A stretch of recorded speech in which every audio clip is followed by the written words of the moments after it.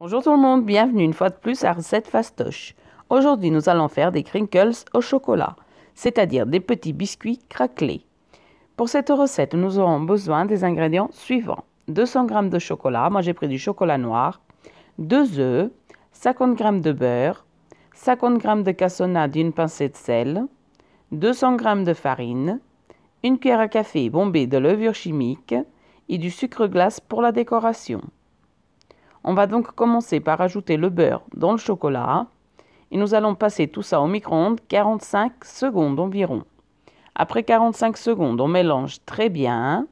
Si besoin, on remet un petit peu au micro-ondes, sinon c'est prêt. Vous pouvez le faire fondre aussi au bain-marie, vous choisissez comme vous voulez. Moi, je fais toujours au micro-ondes.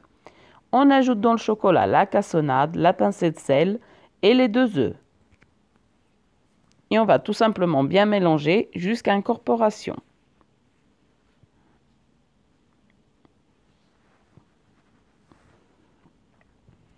Ensuite, on va ajouter la farine et la levure. Et on remélange.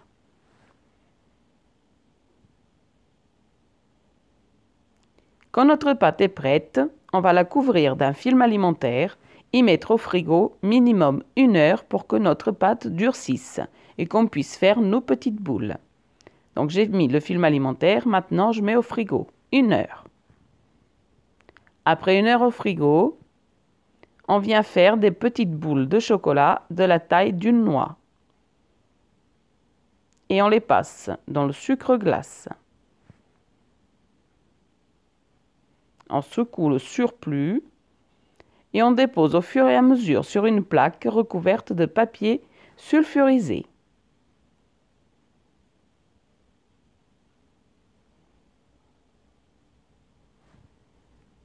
Donc je refais une petite boule et je passe dans le sucre sulfurisé, ok, dans le sucre glace, pardon. Voilà, on secoue et on dépose. On continue comme ça jusqu'à former toutes nos petites boules.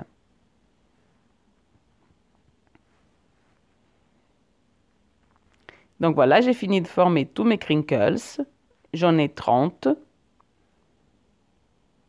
Et ensuite, on va les enfourner à 180 degrés, four préchauffé à l'avance pendant 10 minutes.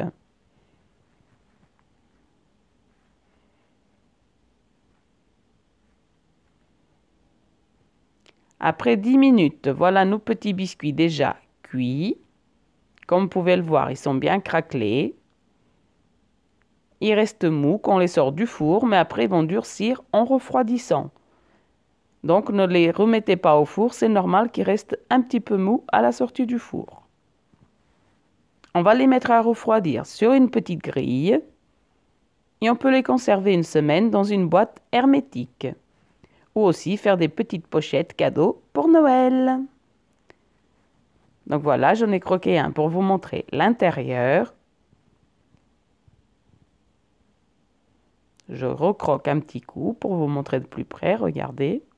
Ça reste croustillant à l'extérieur et moelleux à l'intérieur.